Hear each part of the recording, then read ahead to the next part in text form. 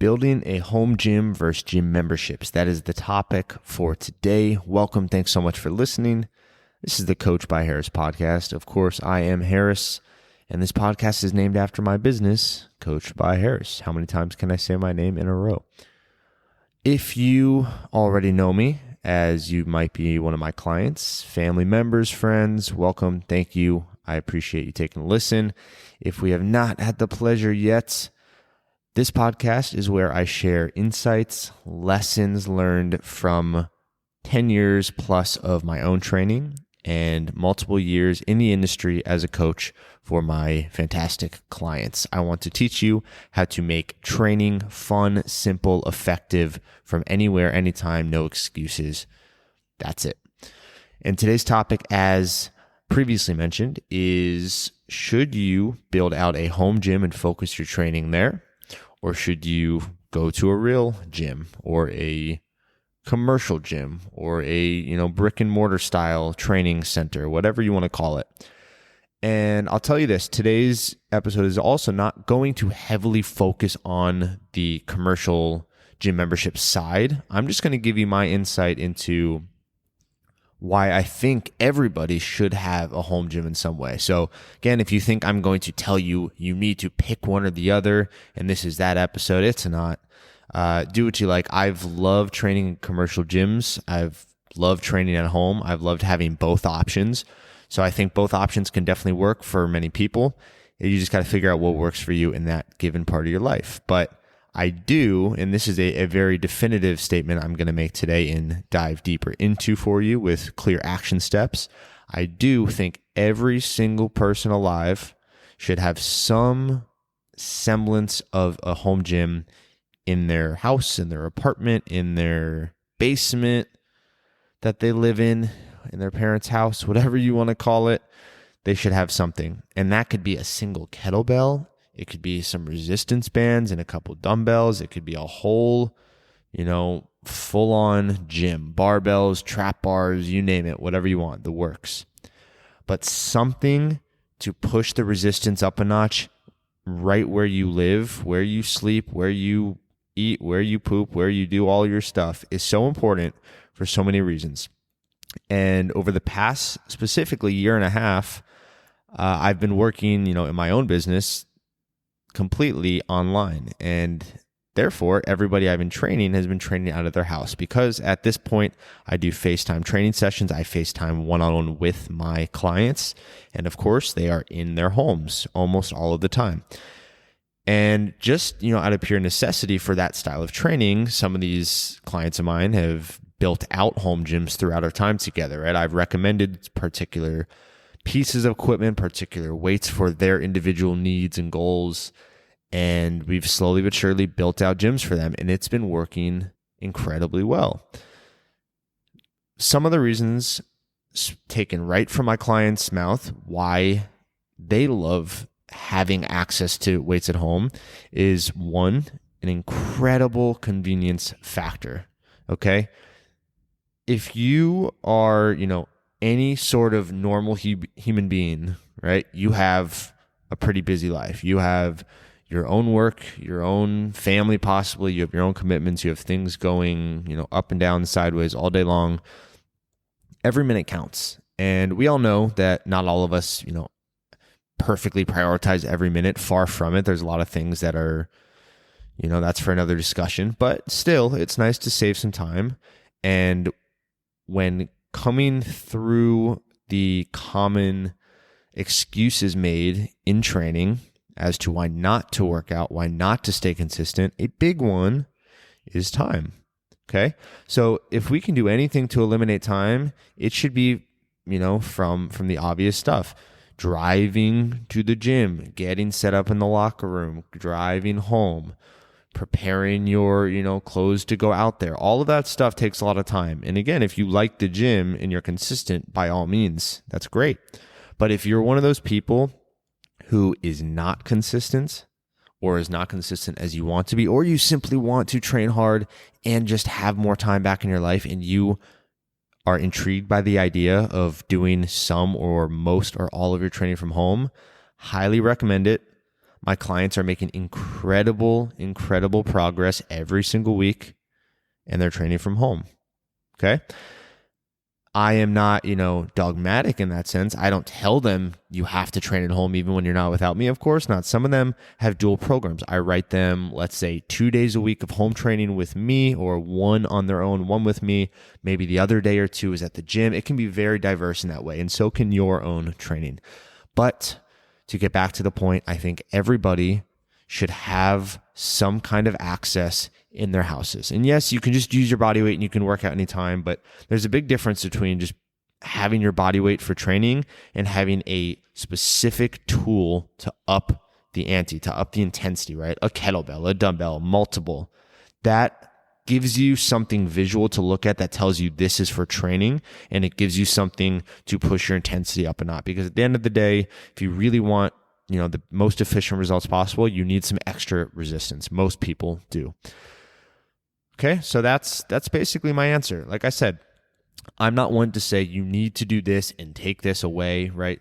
Many people, I know a couple people who are like, I don't want anything to do with home training. And I'm speaking, from them, from their perspective, of course. I have kids, I have this, I have that. Love them dearly, but I cannot focus. I cannot get my own training done when I'm at home. I want to go straight from the office or wherever I work, go right to the gym, get that done, and then come home. Respect, right? That's cool. I have other people who are, in the same they're in the opposite boat, right? They say, I have no energy, no desire, no, need to get out to a gym, to do that whole extra step. I just want to get in, to get out, be in the comfort of my own home, have, my own solo time and train. Respect. I love that. And that's where I'm at nowadays. I've had both sides of it, and that's going to change over time, and it will for you. But points take away from this episode, because I always want you to have a very, very clear action step to take away. I don't want to leave ideas, free floating. We need to lock some things down for you. I think you, if you don't already, should start building a home gym. And if budget's an issue, start with something small, grow over time. But remember, you're investing in the gym just as you're investing in your body and you're investing in your mind. It's an investment, right? It's not a waste of money if you use it properly. Nothing pretty much is too expensive if it creates a surplus of value, if it over delivers on value. Okay.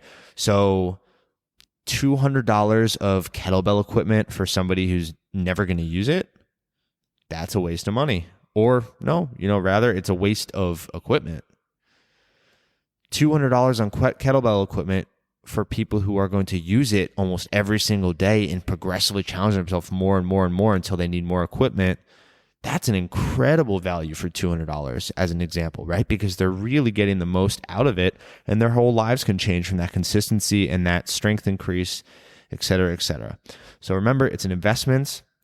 If you want to know what to get, there are so many things out there, right? Again, start with whatever you can handle and then build up. But I will tell you from my client's perspective and from what I recommend to them specifically, because that is the best case that I have. So if I had to pick for, everybody as a whole, which I don't love to generalize, but if I had to, I would recommend the first thing you should get are kettlebells, whether it's a single or pair or multiple pairs. You should have kettlebells.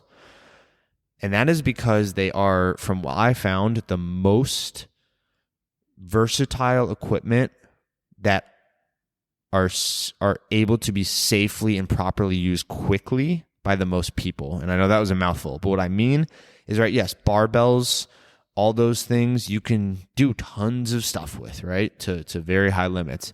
But there's a higher learning curve usually, right? Barbell squats, you need a rack. Barbell deadlifts, barbell bench press, you need some setup equipment. And, if I'm training somebody, of course they have that, but it requires some more stuff usually. A kettlebell is space efficient. It's small. You can put it in the corner. You can whip it out. You can do athletic exercises with it. You can do heavy exercises with it. You can, be very dynamic. So I found that kettlebells seem to work the best.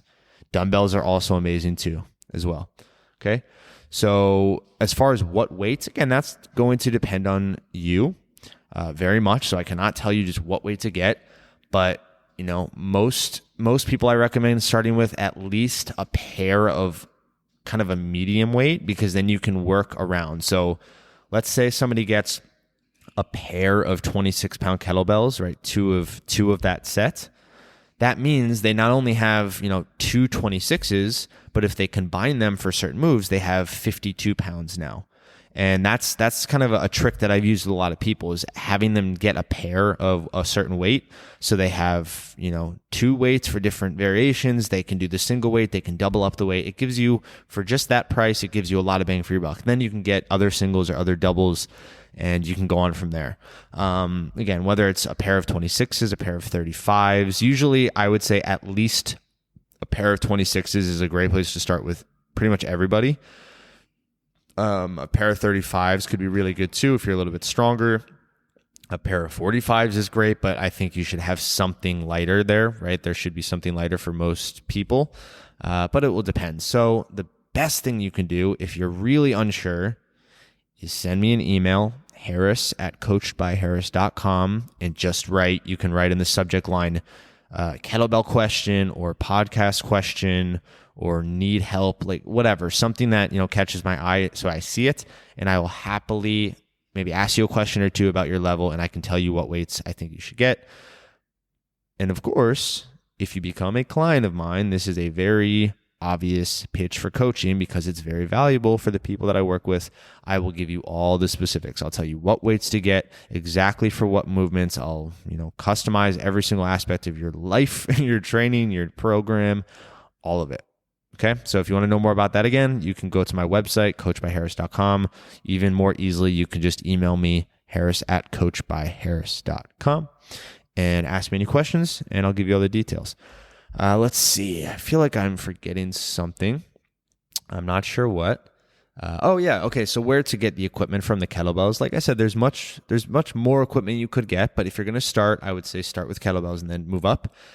The site that I have pretty much all of my clients buy from is roguefitness.com. I think that's the URL. I'm not sure, but the brand is Rogue. I have zero affiliation with them, but I like them. Primarily because they're just a great quality brand, and they ship stuff pretty fast, and it's great quality. So that seems to be the place. They usually just get the basic Rogue kettlebells and go from there. In addition, some heavier resistance bands are great, but that's another topic as well, because the style is a specific one that I'm thinking of. I can't necessarily describe it through audio. But again, email me if you want to know, and I can send you what I send to my clients for recommendations. And other than that, I think that's about it, right? Just final wrap up, because I'm going to go on forever here, is do what you like, right? Try out the gym, try out the home. You have to see what works for you in this part of your life. It might change. It very well will change over the months and the years and the decades of your fitness career. But you should absolutely have some semblance of a home gym starting tomorrow, starting today, right? As soon as possible. One kettlebell is better than none. A pair is better than one. That rhymed. A few pairs with ascending weights is amazing. If you can throw in a dumbbell or two, again, just have options that can allow you to train heavy in all different movement patterns. Okay, that's it. I'll see you in the next episode. I hope to see an email from you, whether it's just to say hi, whether it's to say you enjoy the podcast, whether it's to say you want something new, you have questions, you want to hire me, you want to do anything. Just give me a chat. I would love it. Otherwise, I'll talk soon. Thanks for listening.